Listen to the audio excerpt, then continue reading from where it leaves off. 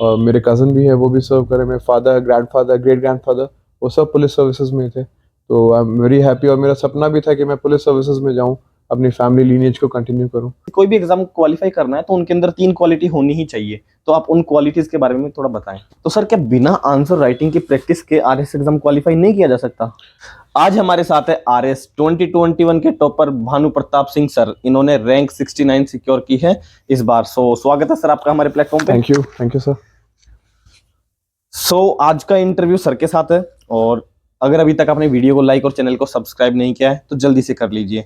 आज हम सर की थोड़ा जर्नी को एक्सप्लोर करेंगे, और आपको एक मतलब बहुत ही इंटरेस्टिंग सी बात सर के बारे में जानने को मिलेगी।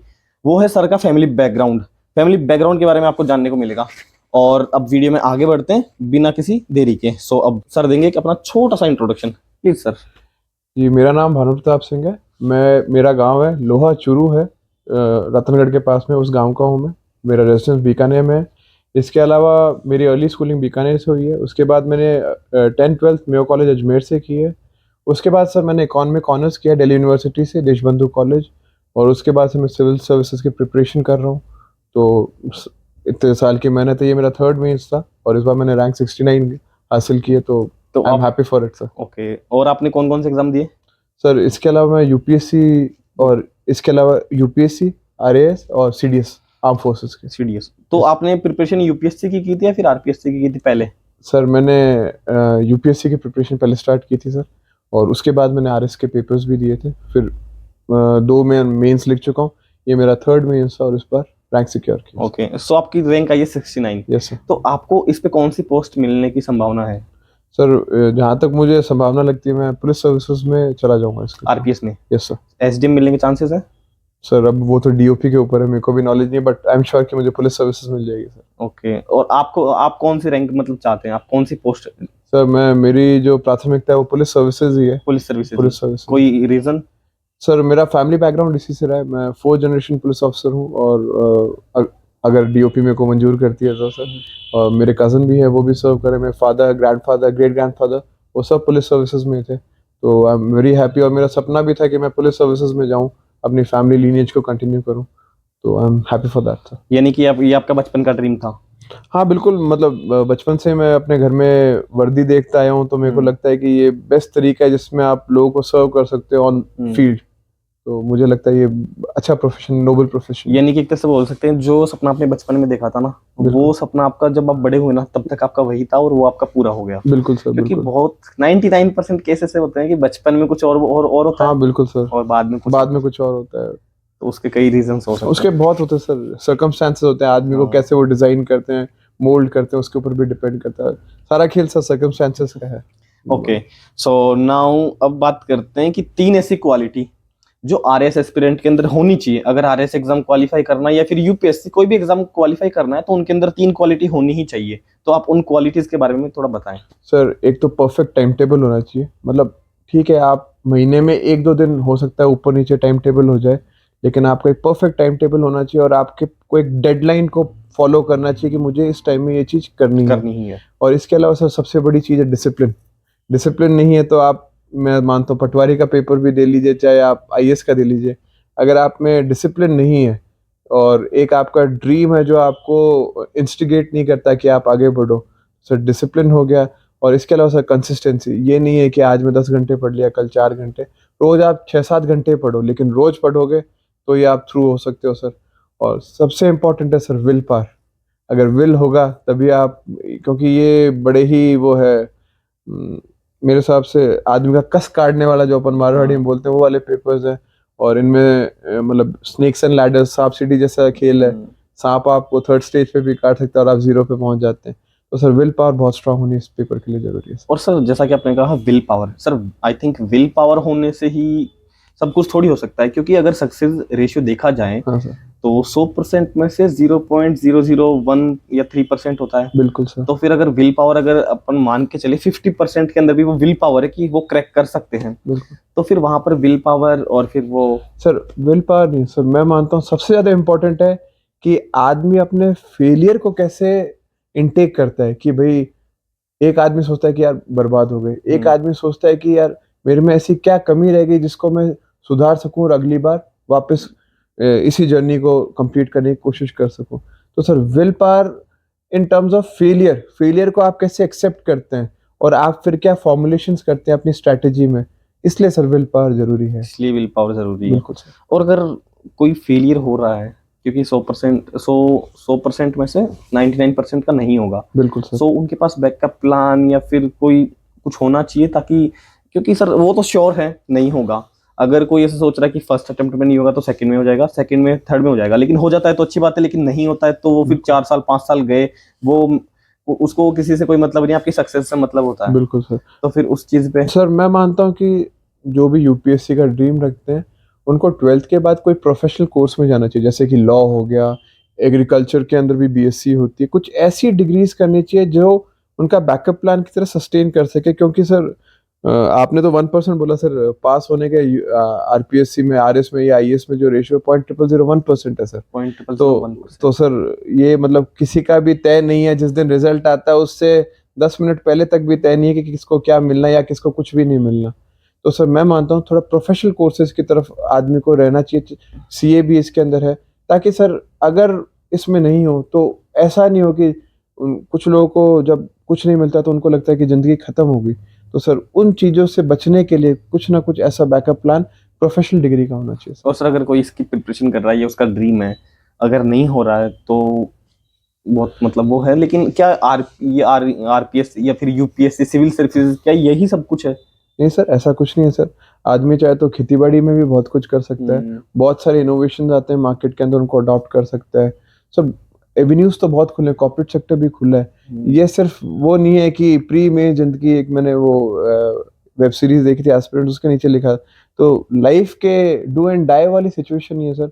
जिंदगी हमेशा कोई और फील्ड में आपको मौका देगी, आपकी मेहनत कभी ना कभी आपको कहीं ना कहीं रिजल्ट देगी। ना तो किसी चीज को ऐसा नहीं करना चाहिए कि यही लाइफ है। बिल्कुल सर। वो अगर वो कुछ कोई बंदा कर लेता है तो सर कई बार लोग ऐसे डिफिकल्ट डिसीजंस ले लेते हैं जिससे जो जिंदगी है उस पर स्टॉपेज लग जाता है सर। वो नहीं लेना चाहिए।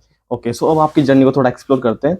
अपना स्कूलिंग बैकग्राउंड थोड़ा एक्सप्लोर मतलब बताइए, उसमें आप कैसे स्टूडेंट थे, कौन सी स्कूल से आप पढ़े हैं, और कॉलेज में आपने कौन सी डिग्री ली है, और फिर आपने आरएस की प्रिपरेशन कैसे की?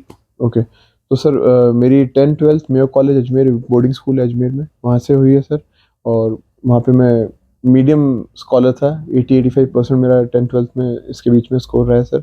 उसके बाद सर मेरी ग्रेजुएशन में मैंने इकॉनॉमिक ऑनर्स किया है Deshbandhu college university of Delhi से। और सर उसके बाद मैंने सिविल सर्विसेज की प्रिपरेशन चालू की, साथ साथ में सीडीएस के पेपर भी गए, एसएसबीज भी गया, बट वहाँ भी रिजेक्ट हुआ मैं। तो मैं फेलियर्स शुरू से ही देख रहा हूँ, और फिर यूपीएससी भी दे रहा था, साथ साथ में मैंने आरएस भी दिया। आरएस में भी मैंने फेलियर देखा, बट ये जो जर्नी थी इसने मेरे को बहुत कुछ इंटरनली ग्रो किया, मेरी विल पावर को स्ट्रॉन्ग किया टू एक्सेप्ट योर फेलियर। वो मेरे में एक भावना को जगाया कि भाई सिर्फ फेलियर से आप ख़त्म नहीं होते हो। अगर आप में विल पावर है, आप में जज्बा है, तो आप उसको नेगेटिव को पॉजिटिव में भी कन्वर्ट कर सकते हो। तो सर इस जर्नी में मैंने ये सीखा सर, और इस बार 3rd अटेम्प्ट में मेरा फाइनल सिलेक्शन हो गया। आपने यूपीएससी का कितने अटेम्प्ट दे दिए अभी तक? सर मैंने 3 अटेम्प्ट दे दिए यूपीएससी के भी, और कितने बाकी है? सर अभी 3 बाकी है। आप देंगे? हाँ सर, यूपीएससी का मैं प्रिपरेशन। और अभी आपकी एज क्या है? सर अभी मैं 30 इयर्स का हूँ। 30? Yes sir. और आप पहले कोई जॉब वगैरह करते हैं या? नहीं सर, मेरा एग्रीकल्चर फार्मिंग का काम है, तो मैं वो मैनेज करता था, इसके अलावा सर यूपीएससी के लिए। अच्छा, मतलब तभी इसलिए। Yes sir. तो आपको मतलब इतना टाइम कैसे लग गया? सर मैंने पहले यूपीएससी करा, तो यूपीएससी में हुआ नहीं। कौन सी एज में आपने स्टार्ट किया था? सर मैंने अराउंड 24 की एज में चालू कर लिया था। और आपको पता है आरएस अगर कोई 3 देता है तो वो 30 तक पहुंच जाता है। हाँ, ये तो एक कटु सत्य है आरपीएससी का सर। तो मैंने यूपीएससी भी दिया, यूपीएससी में सर हुआ नहीं, मैंने कोशिश करता रहा। सीडीएस भी गया, आर्म फोर्सेस का भी, यूनिफॉर्म सर्विसेज का भी हमेशा शौक था। तो फिर सर ये बेसिकली मेरी विल पावर है, और साइड बिजनेस भी था, इस कारण से मैं सस्टेन कर गया सर। तो फिर वो मतलब आप साइड बिजनेस कर रहे थे तो थोड़ा स्टडी डिस्टर्ब हुई उससे? सर मैं मैनेज करता था, वीकेंड्स के ऊपर जाके अपनी खेतीबाड़ी को जो भी संभालता था सर। वीकडेज में सर मैं पढ़ता ही था, और जब मैं मेंस टेस्ट सीरीज दे रहा था जयपुर में रह के, तब सर जरूर मेरे को उस चीज को थोड़ा क्विट करना पड़ा, वहाँ पे कोई और संभाल रहे थे। तो सर स्ट्रेटेजी को लेके थोड़ा वो है कि कौन सी स्ट्रेटेजी को फॉलो किया जाए। एक होता है अपनी स्ट्रेटेजी बनाओ, एक होता है कि किसी की फॉलो कर लो, उससे थोड़ी हेल्प हो जाएगी, है ना। तो एक अच्छी स्ट्रेटेजी की डेफिनेशन क्या है, और आपने कौन सी स्ट्रेटेजी को फॉलो किया है? सर हर आदमी की मेरे मानना स्ट्रैटेजी सबकी डिफरेंट होती है। हाँ जरूर आप टॉपर्स की जो जर्नी है, उनकी जो स्ट्रैटेजीज है उनको देखें जरूर। आपको कुछ आइडिया लगे कि आपको बुक्स कैसे पढ़नी है, कौन सा मटेरियल यूटिलाइज करना है।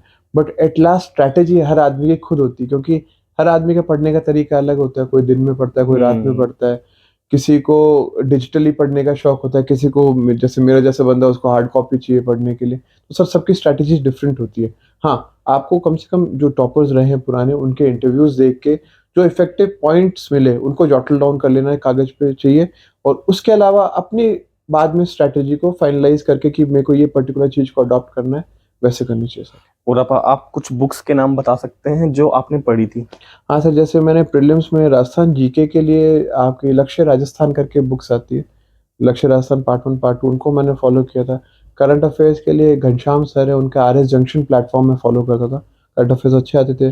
न्यूज़पेपर रीडिंग एक मस्ट हैबिट है, चाहे आपको प्री देना है, मेंस देना है, इंटरव्यू देना है, तो वो तो आपके मतलब दिनचर्या का पार्ट होना चाहिए कि आपको न्यूज़पेपर पढ़ना है। बट उसमें भी उससे कौन सा पार्ट, क्योंकि न्यूज़पेपर तो बहुत बड़ा है सर। सर इसमें बेसिकली ज़्यादातर महत्वपूर्ण तो एडिटोरियल है, लेकिन जब राजस्थान की बात आती है तो राजस्थान थोड़ा फैक्ट्स ओरिएंटेड भी है। तो फ्रंट पेजेस पे क्या न्यूज़ चल रही है वो भी आपको एक डायरी मेंटेन करके लिखना चाहिए। एडिटोरियल्स बड़े काम के होते हैं। और हिंदी के अलावा सर, जैसे मैं मानता हूँ जो आरएस के अंदर हिंदी मीडियम के, हिंदी पृष्ठभूमि के बच्चे बहुत आते हैं, तो उन्हें इंग्लिश न्यूज़पेपर पढ़ने की भी आदत डालनी चाहिए। क्योंकि सर मतलब वो हिंदी में तो बहुत अच्छा परफॉर्म कर लेंगे, जब पेपर 4 के अंदर इंग्लिश का सेक्शन आएगा तो वो हाथ पांव फूलने वाली स्थिति नहीं हो, तो उनको न्यूज़पेपर पढ़ने की एक हैबिट डालनी हैबिट होनी चाहिए। बिल्कुल सर। और जो सब्जेक्ट्स है उनकी बुक? हाँ सर, तो सबसे पहले जैसे मैंने आपको राजस्थान जीके के लिए लक्ष्य राजस्थान पार्ट 1 पार्ट 2 बताया। इसके अलावा सर पॉलिटी के लिए एम लक्ष्मीकांत करके बुक आती है, वो मैंने अडॉप्ट की। मॉडर्न इंडिया के लिए मॉडर्न इंडिया के लिए सॉरी सर, राजीव अहिर की एक बुक आती है स्पेक्ट्रम, वो मैंने अडॉप्ट की सर। इसके अलावा मैंने जो फोकस रखा वो एनसीईआरटी की बुक्स पे रखा, और उन्हीं से मैंने नोट्स बनाए। और सर जैसे मेंस की अगर हम बात करें तो आरबीएससी की जो बुक्स आती है उनको सर पढ़ के हमें खुद से नोट्स बनाने चाहिए। जैसे लोक प्रशासन वाली बुक आती है 11th-12th में, वो बहुत इंपॉर्टेंट रोल प्ले करती है। वैसे सर साइकोलॉजी के अंदर आपके क्लास 11th-12th की एनसीईआरटी आती है। तो मैं मानता हूँ कि आपको कोचिंग से हेल्प जरूर लेनी चाहिए, लेकिन आपको खुद से बैठ के भी नोट्स बनाने चाहिए। क्योंकि अगर आप कोचिंग से मटेरियल कुछ भी ले रहे हैं तो लगभग 90 to 95% लोग वही चीजें सेम टू सेम पेपर में लिख के आएंगे, सब वही पढ़ के हाँ आएंगे। वही पढ़ के आएंगे। बट आपको अगर एच एच चाहिए उनसे ऊपर का, तो आपको खुद बुक्स पढ़ के खुद नोट्स बनाने बहुत जरूरी है सर। और ऐसे सर कई सब्जेक्ट्स है, जैसे स्पोर्ट्स एंड योगा के लिए फिजिकल एजुकेशन की बुक आती है क्लास 12th की, वो पढ़नी चाहिए। सोशियोलॉजी की बुक्स है, बिजनेस मैनेजमेंट की बुक्स है। और इसके अलावा सर एनसीईआरटी पे फोकस रहना चाहिए, क्योंकि सर जो पेपर आता है वो इन्हीं बुक्स से आता है। अपन मतलब बहुत ही माजिद हुसैन पढ़ रहे हैं सिर्फ ज्योग्राफी के लिए, तो सर वो कोई जरूरी नहीं है। आप एनसीईआरटीज पढ़िए, इसके अलावा जो रेलेवेंट टॉपिक्स है उनके नोट्स बनाइए, और जहाँ हेल्प चाहिए वहाँ आप कोचिंग का भी सपोर्ट लीजिए, जो नोट्स अवेलेबल है मार्केट में, उनसे थोड़ी हेल्प होती है। बिल्कुल सर। ओके सर, सो ये जो भी सक्सेस मिलती है उस, अगर कोई सेल्फ स्टडी से कर रहा है तो ठीक है, अदरवाइज कोई कोचिंग से कर रहा है तो भी ठीक है, लेकिन जो सक्सेस मिलती है वो उसकी खुद की मेहनत तो होती है, बिल्कुल सर। लेकिन साथ में और लोगों का हाथ भी होता है उसमें, इनडायरेक्टली डायरेक्टली कहीं ना कहीं तरीके से होता है। तो आपकी सक्सेस का क्रेडिट आप किसे देना चाहेंगे? सर मेरी जो जर्नी बड़ी लंबी थी, मतलब it took around 6 to 7 years sir. तो मेरे आसपास जो लोग रहे उनका बहुत ही इफेक्टिव रोल है। जैसे सबसे पहले मेरे पेरेंट्स हैं, अरुणा शेखावत जी, भुजराज सिंह जी मेरे फादर। इसके अलावा मेरी वाइफ है जिनसे मेरी 1 साल पहले मैरिज हुई है, राजश्री कानावत है। और सर इसके अलावा मेरे केयर टेकर्स हैं, गोपी जी, महेंद्र जी वो हैं उन, और मेरे ताऊ जी, मेरे बड़ी मम्मी, मेरे बड़े भाई। इसके अलावा मेरे नाना जी, नानी जी और मेरे मामा जी, इनका भी इफेक्टिव रोल रहा है। इसके अलावा सर जो मेरे फ्रेंड सर्कल है सर, उनका भी बहुत इंपॉर्टेंट रोल रहा है। जैसे मेरे चाइल्डहुड फ्रेंड थे, अंकित चुग है, विक्रमजीत सिंह है, चंद्रवीर सिंह है, अक्षय सिंह ही है, अभिनव ठाकुर है। इन्होंने सर बहुत हेल्प की। इसके अलावा सर एक महिपत सिंह जी है जिन्होंने मेरे को बहुत अच्छे से गाइड किया, क्योंकि वो पुराने एस्पिरेंट है, उन्होंने खूब अच्छे से हेल्प की। महिपाल सिंह जी उन्होंने भी मेरे को गाइड किया। तो सर कई लोगों का बहुत ही इफेक्टिव रोल रहा। एक मेरे को रनिंग की हैबिट डालने में आश्रय ओरी की बहुत मतलब उसको मैं थैंकफुल हूँ कि उनके कारण मैंने रनिंग स्टार्ट की, जो मैं आज तक कंटिन्यू कर रहा हूँ। तो बहुत फ्रेंड्स होते हैं, मोहित गांधी है, केशव बिहानी, इन सब का सर बहुत ही इफेक्टिव कंट्रीब्यूशन रहा सर। कितने लोगों का? हाँ सर, दोस्तों सर देखिए सर, कुछ चीज़ें आप फैमिली से डिस्कस कर सकते हैं, कुछ आपको दोस्त भी चाहिए जो आपके लो मोमेंट्स में आपको हेल्प आउट करें। सर ऐसे लोग भी बहुत जरूरी होते हैं। एक मेरे फ्रेंड है उदित सोनी, वो उनके साथ मैं खूब डिस्कशन करता जब मैं मीन्स लिख रहा था, तो उनका भी बहुत इफेक्टिव कंट्रीब्यूशन है। वो मेरी रोज की गाथा को सुनते थे बैठ के कि वो जब मतलब मेंस का टाइम जब मीन्स के टाइम में था। ओके। और सर जैसा कि आपने बोला मेंस के टाइम, तो उस Yes. टाइम पे आप आंसर राइटिंग की प्रैक्टिस की होगी। बिल्कुल सर। तो सर क्या बिना आंसर राइटिंग की प्रैक्टिस के आरएस एग्जाम क्वालिफाई नहीं किया जा सकता? सर ये तो वही बात हो गई कि मैं नेट्स में प्रैक्टिस नहीं करूं और मैं सोचूं कि मैं सीधा वर्ल्ड कप की टीम में जाके शोएब अख्तर के सामने नॉक करके शॉट मार के चौका जीता हूं सर। जब तक आपने नेट्स में प्रैक्टिस नहीं की, जब तक आपने आंसर राइटिंग की प्रैक्टिस नहीं की, तब तक सर आप मेरे हिसाब से परफॉर्म नहीं कर सकते। और मैं नहीं मानता कि आंसर राइटिंग करे बिना एक भी बंदा इस आरएस के जो पेपर में निकला होगा आज या आज से 10 साल पहले, विदाउट आंसर राइटिंग, तो ये मिरेकल है सर, जो होना बहुत मुश्किल है सर। तो कितने कितनी प्रैक्टिस कर लेनी चाहिए? सर मैं मानता हूँ प्रीलिम से लेके मेंस के बीच में अराउंड, जब आपके पास 120 डेज होते हैं, तो हर वीक कम से कम 2 पेपर आदमी को लिखने चाहिए। वीकली? एक, हाँ सर, हर वीकली लिखने चाहिए और एक स्टिपुलेटेड एनवायरनमेंट में लिखने चाहिए कि भाई 3 घंटे में कंप्लीट करना है। क्योंकि सर जब आप एक्चुअल में पेपर में जाते हैं तो आप अगर स्टिपुलेटेड टाइम में ही कंप्लीट कर रहे हैं तो ही सर आपके वो आंसर राइटिंग वर्थफुल है। अगर आपको ज्ञान कितना ही हो लेकिन आप उसको एग्जिबिट नहीं कर पाए पेपर में जाके, तो सर आप पीछे रह जाएंगे सर। और रेस के अंदर एक एक मार्क्स के ऊपर 10-10 जने बैठे होते हैं सर। क्योंकि नॉलेज होते हुए भी फिर वो किसी काम की बिल्कुल नहीं सर, रहेगी। बिल्कुल सर। सिविल सर्विसेज में स्टूडेंट्स जब एंटर करते हैं तो Yes. एंटर करने से पहले, प्रिपरेशन करने से पहले उन्हें किन बातों का ध्यान रखना चाहिए कि लाइक उनके साथ कौन कौन सी घटनाएं होगी, कौन कौन से फेजेस आएंगे, कौन कौन सी प्रॉब्लम्स आएगी, ताकि वो पहले से प्रिपेयर रहे, ताकि वो डिप्रेशन वगैरह, ये जो डिस्ट्रक्शन वगैरह होता है ना, ये सब ना हो। तो आप कुछ ऐसी चीजें बताइए। सर एक तो मैं मानता हूँ थोड़ी सी आपकी लाइफस्टाइल है वो थोड़ी डिसिप्लिन्ड होनी चाहिए। और मैं मानता हूँ कि आपके लाइफ में कोई ना कोई पर्टिकुलर हॉबी होनी चाहिए। हॉबी क्या है कि आपकी मोनोटनी को ब्रेक करती है, आपको थोड़ा खुश रखती है। जैसे मैं रोज स्पोर्ट्स के लिए जाता हूँ तो मुझे पता है कि दिन में एक पीरियड ऐसा है जहाँ मैं खुश रहूंगा, थोड़े लोगों से बातचीत करूंगा, थोड़ा इंटरेक्शन होगा। सर सबसे पहले तो आदमी की जो रीढ़ की हड्डी है वो मजबूत होनी चाहिए इस प्रिपरेशन के लिए। क्योंकि ये एक ऐसी फील्ड में आप एक्सप्लोर करने जा रहे हो जहाँ पे आपको एंड रिजल्ट के बारे में कुछ नहीं पता। चाहे आपने इंटरव्यू दिया हुआ भी है तो भी आपको नहीं पता कि आपके साथ क्या होगा उस पर्टिकुलर रिजल्ट के 1 मिनट पहले तक। तो सर मैं बोलूंगा कि रीढ़ की हड्डी मजबूत होनी चाहिए, एक डिसिप्लिन लाइफस्टाइल होनी चाहिए और एक हॉबी होनी चाहिए जो आपको हमेशा, कितना भी लो मोमेंट हो, चाहे आप एक दिन पहले फेल भी हो, लेकिन अगर आप वो एक हॉबी को एग्जीक्यूट करते हैं तो आप थोड़े, मतलब कोई भी जो आपके साथ विफलता है उसको झेल सकेंगे सर। ये कुछ चीजें इंपॉर्टेंट मानता हूँ मैं सर। और सर कुछ स्टूडेंट्स ऐसे होते हैं जो सोच लेते हैं कि प्रिपरेशन करनी चाहिए, करेंगे, फिर वो डाउट होता है कि करें या ना करें। उसमें बहुत सी चीजें आती है, लाइक कुछ होते हैं सेल्फ स्टडी से करते हैं, कुछ होते हैं जिन्हें ऐसा लगता है कि मैं सेल्फ स्टडी से नहीं कर पाऊंगा, कोचिंग से करना है। बट कोचिंग की फीस होती है 2-2.5 लाख, है ना। बिल्कुल। तो फिर वहां पर उनके माइंड में वो आता है कि अगर हो गया तो ये 2-2.5 लाख वर्थ इट है, अगर नहीं हुआ तो ये भी गए, हमारा टाइम भी गया और हम कुछ और भी नहीं कर सकते। तो उन्हें करनी चाहिए या नहीं करनी चाहिए, या फिर इस चीज का सॉल्यूशन क्या होना चाहिए? सर सबसे पहले तो देखो, आदमी को पता होना चाहिए कि वो कर क्या रहा है। जैसे मेरे पास, अगर मेरे को आरएस की प्रिपरेशन करनी है तो मेरे हाथ में सबसे पहले सिलेबस होना चाहिए और मुझे पता होना चाहिए कि इसमें क्या क्या चीजें हैं। अब मान लीजिए मैंने कोचिंग के भी 2-2.5 लाख रुपए दे दिए और मेरे को जाके पता चला कि यार यहाँ पे तो इतनी सब चीजें हैं, मैं कैसे करूंगा अगर मैं एक मीडियोकर स्टूडेंट हूँ। सबसे पहले तो अपन को जैसे हम बास्केटबॉल में आपको ड्रिबल करना आना जरूरी है शूटिंग से पहले, तो वैसे ही हमें पता होना बहुत जरूरी है कि हम करने क्या वाले हैं। और सर सबसे बड़ी बात है कि अपना मोमेंटम मेंटेन रखना। कोई कोचिंग भी कर रहा है तो कम से कम 1-1.5 साल रहेगा। और सर कोचिंग में आप फर्स्ट डे जाएंगे तो आपको क्लास में 200 स्टूडेंट्स मिलेंगे, लेकिन जब कोचिंग्स खत्म होती है तो 25 से 30 बच्चे बाकी रहते हैं।